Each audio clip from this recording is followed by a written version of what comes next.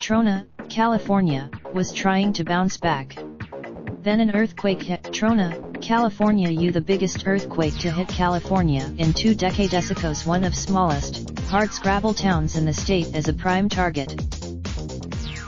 Every bit as much as Ridgecrest some 30 miles away, Trona, a town struggling to halt its downward decline, bore the brunt of the two-fisted earthquake. First a 6.4 magnitude punch on the 4th of July, in a giant 7.1 magnitude blow Friday night, with many large aftershocks in between. Rock slides closed roads, cutting off the population of about 1,500. Electricity was, to many of residents of tiny Trona, the quake was a knockout. Even if they escaped, even before the quake, Trona was a city that appeared to be hanging by its fingernails, beholden to a single processing plant, Searles Valley Minerals, that makes sap products like soda ash and borax. More than a century,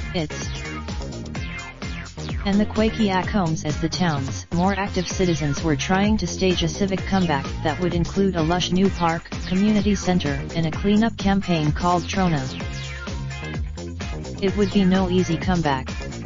Many of the Trona scared to death after the quake.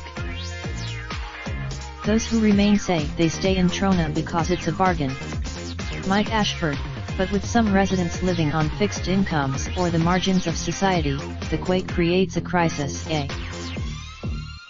On Saturday morning, Jamie L. Acevedo, 42, was sitting outside her home with son Jeremy Shute, 17, and daughter Sammy Shute, 15, 8-year dogs Misha and Petey and their cats Aries and Kiki. They're moving, The family was so spooked by the experience that they camped out in the front yard Friday night. They hope to hitch a trucker. Randy Witherell, 60, has no plans to leave.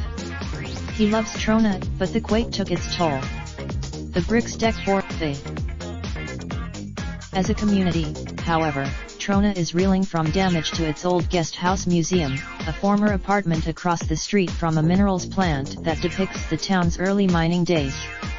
While the exhibits of Deborah Wright, 64, who has been throwing herself into civic activities since retiring from a job at the nearby China Lake military installation, stopped by to commiserate with some museum volunteers.